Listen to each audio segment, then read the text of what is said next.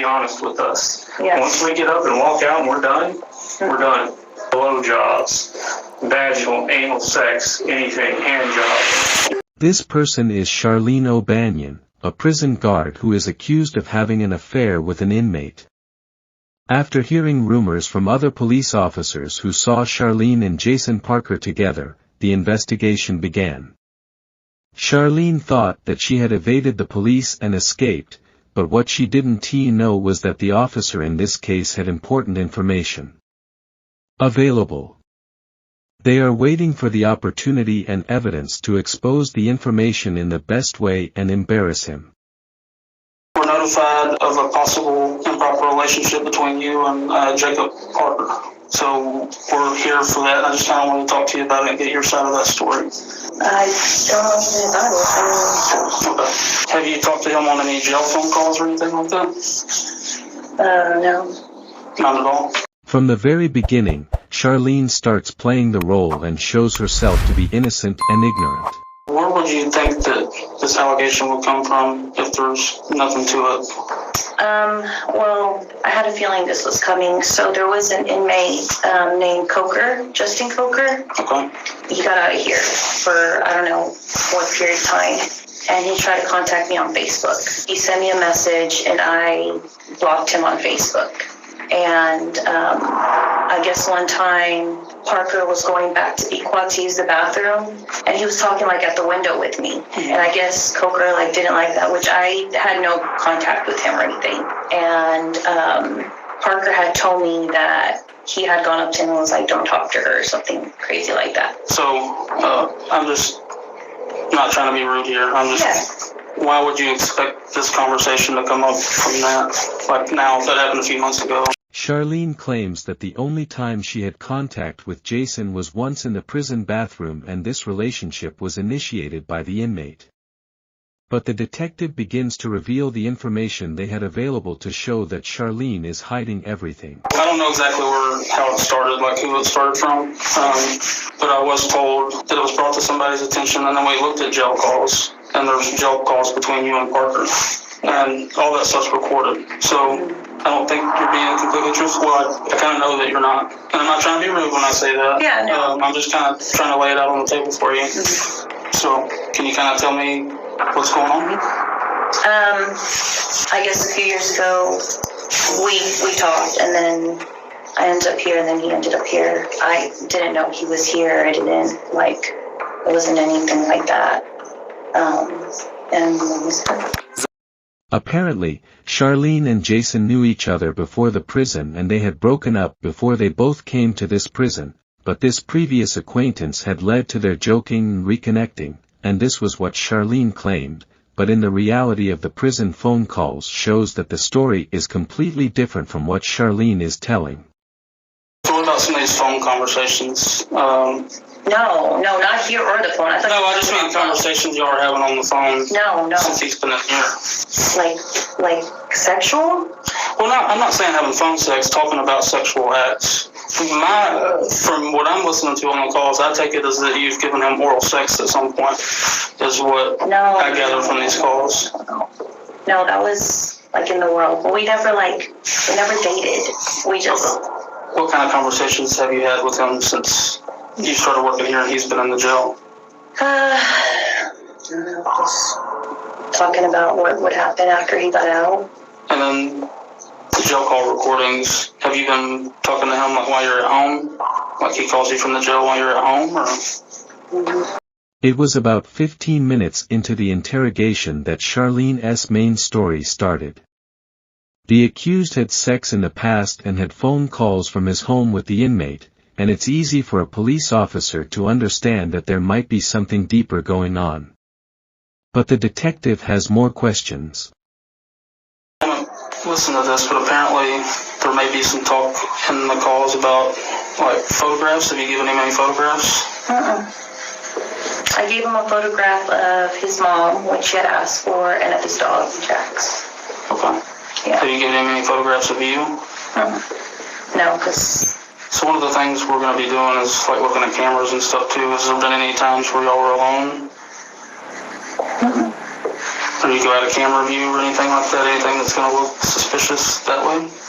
I don't think so. It is important to remember that Charlene has been working in the prison for some time, and that is why she knew everything about the prison, such as the security of the blind spots of the CCTV cameras and patrol officers, and she thought that by knowing these things, he can easily hide having a relationship with a prisoner, but he seems to have forgotten that all prison phone calls are recorded. Baby, guess what? What thing? I just won the blackjack game. Yay. I just won $30. I got a lot of stuff to clean and get rid of before you come home. Yeah? I'm just fucking with you. I was trying to make you think I have all these secret things. Yeah, I bet you do. What? What? What? What do you mean? I don't know, you probably got this weird sex swing hanging from the ceiling. Candace probably thinks it's a swing set. Oh, if I had that sex swing, you better believe I'd leave that sucker up for you. Would you really? Hell yeah. You'd let me put you in it? Yeah. With a gag ball and everything? Yeah, babe. Listening to your own voice might be weird and bad for some people, but listening to your sex phone calls in absolute silence with two detectives in the same room when you're caught is the worst thing possible. However, with the way Charlene so far, there is no evidence that he committed sexual acts. Family sometimes be like, damn, my woman's fine. Fine and wine. And you got a live ass fucking head game. Oh my god. Yeah, it wasn't my best moments. I was just trying to get it done. Meh. Are you in bed? Don't even get me thinking about that because that makes me so horny. Like just going back and thinking about Yeah. that. It gets you horny? Oh yeah. You felt me. I was like soaking through my clothes. You get very horny very easy. I always want to have sex. Good. Like that's not even. Not good. I mean, it's not like I just like look at someone. I'm like, oh my god, I'm so fucking horny. No, like of course, like I only get horny for you. You kind of see how that sounds from like my point of view. Like a more recent thing than 3 years ago. No?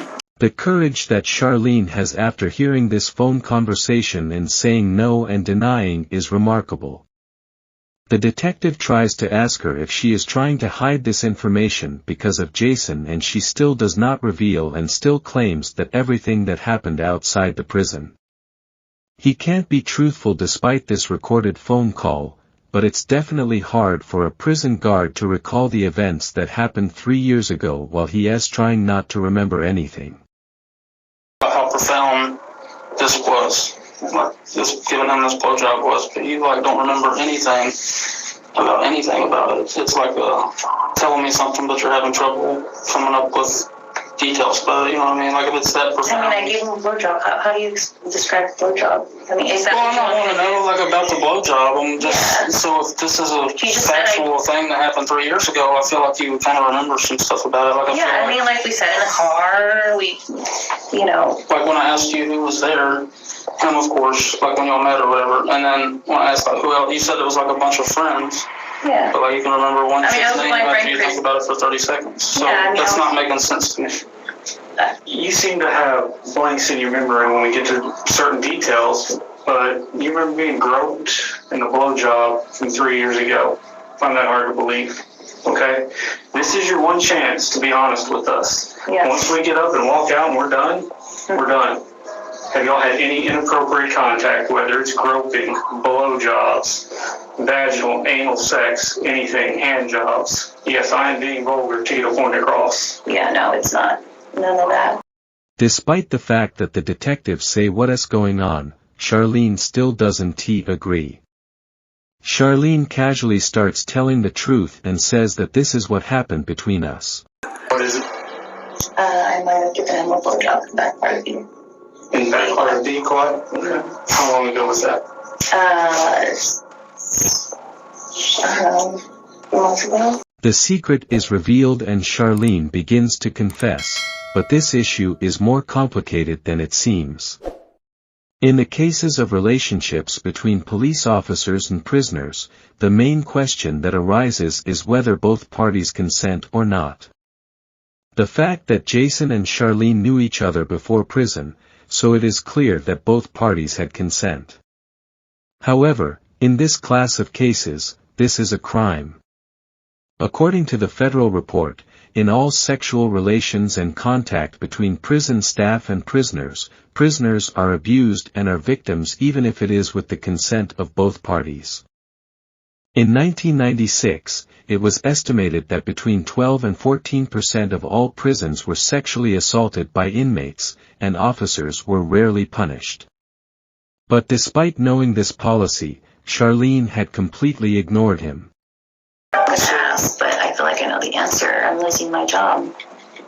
So that's not really up to me. Internal Affairs is aware. Investigation is separate from ours because it's two totally different things. So Yeah. What kind of charges? Like, so it's illegal to have sexual contact with an inmate as an employee. So I said the ball kind of be in their court, but I'll let you know as soon as I hear something. I mean, should I go to jail? That's up to the DA's office. As it turns out, Charlene was convicted of having sex with someone in prison. She loses her job, and the only time she is allowed to go back to prison is the 100 days she is supposed to serve. He is and must kill this crime.